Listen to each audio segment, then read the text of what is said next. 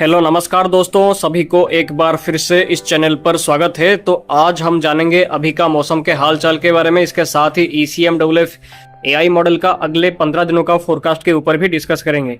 इसके साथ GEFS और ECMWF का एनसेम्बल का फोरकास्ट के ऊपर भी नजर डालेंगे। तो सबसे पहले वीडियो को लाइक करके चैनल को सब्सक्राइब भी जरूर करें, ऐसे ही लगातार जानकारी पाने के लिए। तो आज है 15 अक्टूबर और ये आज का सैटेलाइट ऑब्जर्वेशन का मैप है।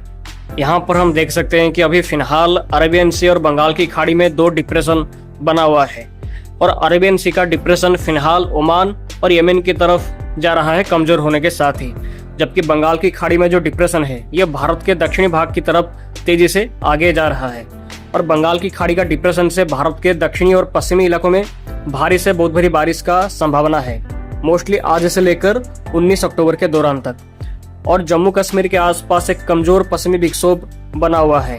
इसके चलते जम्मू कश्मीर, लद्दाख, गिलगिट और हिमाचल प्रदेश के कुछ हिस्सों में हल्की बारिश और हल्की बर्फबारी दिखाई दे सकता है 16 से लेकर 19 अक्टूबर के दौरान तक। तो बंगाल की खाड़ी का डिप्रेशन आंध्र प्रदेश के नेल्लोर के आसपास में क्रॉस कर सकता है 17 अक्टूबर के आसपास एक डिप्रेशन और मे भी एक डीप डिप्रेशन के रूप में। इसका साइक्लोन का रूप लेने की संभावना फिलहाल नहीं है।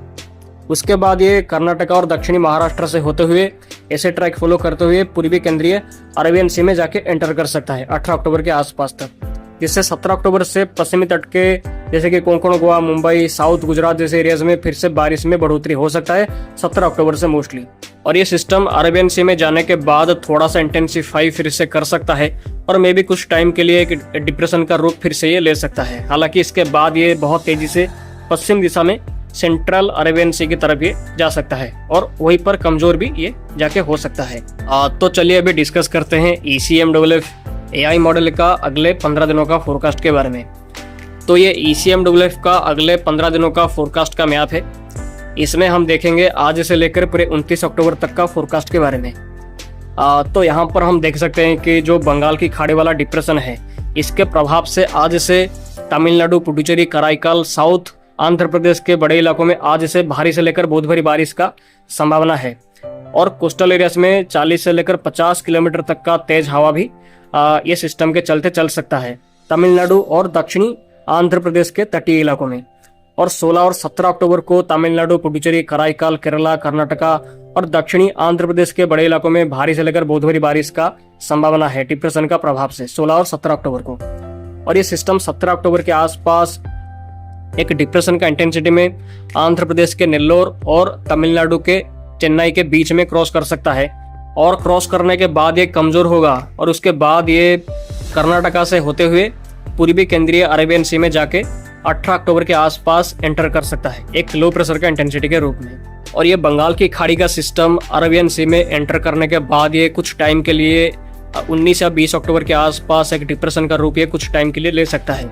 हालांकि इसके बाद ये कमजोर होगा और उसके बाद बहुत तेजी से पश्चिम दिशा में आगे जाएगा और यमन की तरफ जा सकता है और वहां पर पूरी तरीके से कमजोर भी हो सकता है। हालांकि इसके चलते पश्चिमी भारत के तट में 22 अक्टूबर तक बारिश जारी रह सकता है और बंगाल की खाड़ी का सिस्टम के चलते नमी की मात्रा पूर्वी भारत में इंक्रीज करेगा, जिसके चलते बारिश का एक्टिविटीज में बढ़ोतरी हो सकता है, खास करके उड़ीसा, झारखंड, वेस्ट बंगाल और छत्तीसगढ़ के हिस्सों में, खास करके 17 अक्टूबर से। और यहाँ पर बारिश 22 अक्टूबर तक जारी भी रह सकता है। हालांकि ज्यादा भारी बारिश होगी नहीं, मध्यम बारिश का एक्टिविटीज जारी रह सकता है मेघ गर्जना के साथ। और दक्षिणी भारत, पूर्वी भारत और पश्चिमी भारत में बारिश का एक्टिविटीज लगातार 23 अक्टूबर तक जारी रह सकता है अभी के फोरकास्ट के हिसाब से। अब मॉडल पे भी देख ही सकते हैं। और ये सब सिस्टम के बाद 21 अक्टूबर के आसपास एक और स्ट्रॉन्ग सिस्टम का फॉर्मेशन उत्तरी अंडमान सी के आसपास में कर सकता है। आप स्क्रीन पर इसको देख सकते हैं। और ये सिस्टम साइक्लोन का रूप ले सकता है और ECM AI के हिसाब से इसका ट्रैक मोस्टली उड़ीसा, वेस्ट बंगाल या बांग्लादेश की तरफ रह सकता है और कम से कम 25 या 26 अक्टूबर के आसपास तक इसका लैंडफॉल हो सकता है उड़ीसा, वेस्ट बंगाल और मे भी बांग्लादेश के आसपास कहीं पर भी। हालांकि इस सिस्टम का एक्चुअल इंटेंसिटी क्या हो सकता है और सही में ट्रैक इसका कहां पर ये क्रॉस करेगा, इसको लेकर अभी भी बोलना मुश्किल है। लेकिन उड़ीसा, वेस्ट बंगाल और बांग्लादेश में कहीं पर भी इसका लैंडफॉल हो सकता है 25 या 26 अक्टूबर के आसपास तक। इसीलिए इस सिस्टम से पूर्वी भारत में और बांग्लादेश में बारिश बढ़ सकता है 23 अक्टूबर से। और उसी टाइम पर एक स्ट्रॉन्ग पश्चिमी विक्षोभ आ सकता है उत्तर भारत को इम्पैक्ट करने के लिए कम से कम 22 से लेकर 25 अक्टूबर के आसपास तक एक मजबूत पश्चिमी विक्षोभ जम्मू कश्मीर के आसपास में आ सकता है, जिसके चलते बारिश और स्नोफॉल उत्तर भारत के पहाड़ी हिस्सों में इंक्रीज कर सकता है इसके चलते। और ये WD शायद साइक्लोन का ट्रैक को रिकर्व भी करा सकता है वेस्ट बंगाल और बांग्लादेश की तरफ। तो साइक्लोन का ट्रैक मोस्टली WD के चलते रिकर्व हो सकता है, इसको लेकर कुछ मॉडल्स ऑलरेडी फोरकास्ट भी कर रहे हैं। और अगर ये साइक्लोन WD के चलते रिकर्व करता है तो इसमें कोई नई बात नहीं होगा, क्योंकि पिछले कुछ सालों से यही ट्रेंड जारी है। और अगर हम ECM एनसेम्बल और GEFS का एनसेम्बल को देखेंगे तो एनसेम्बल का फोरकास्ट भी यही निकल के आ रहा है कि आने वाला साइक्लोन 21 से लेकर 25 अक्टूबर के बीच में उत्तरी अंडमान सी पे बनेगा और वहां पर ये बनने के बाद ये इंटेंसिफाई करके रिकर्व हो सकता है WD के चलते। रिकर्व करके वेस्ट बंगाल या बांग्लादेश की तरफ इसका ट्रैक मोस्टली रह सकता है। और GEFS का और ECM का बहुत सारे एनसेम्बल मेंबर्स इतने लॉन्ग रेंज पे एक ही टाइप के ट्रैक को लेकर यहाँ पर संकेत दे रहे हैं, जो कि यही इंडिकेटिंग कर रहा है कि आने वाला साइक्लोन का रिकर्व करने का संभावना बहुत ही ज़्यादा है। तो इसलिए अभी ये बोलना गलत होगा नहीं कि वेस्ट बंगाल और बांग्लादेश में साइक्लोन का लैंडफॉल डायरेक्टली हो सकता है, इसका संभावना बहुत ही ज़्यादा है अभी के हिसाब से। सो आई थिंक आज के वीडियो में काफ़ी कुछ चीज़ें क्लियर हो गया होगा। हालांकि इसके ट्रैक में और भी चेंजेस हो सकते हैं आने वाले टाइम पे। एटमॉस्फेयर में छोटे छोटे बदलाव से साइक्लोन का ट्रैक नॉर्थ से सीधा वेस्ट भी हो सकता है। अगर कोई भी सवाल हो तो आप कमेंट्स में जरूर पूछ सकते हैं।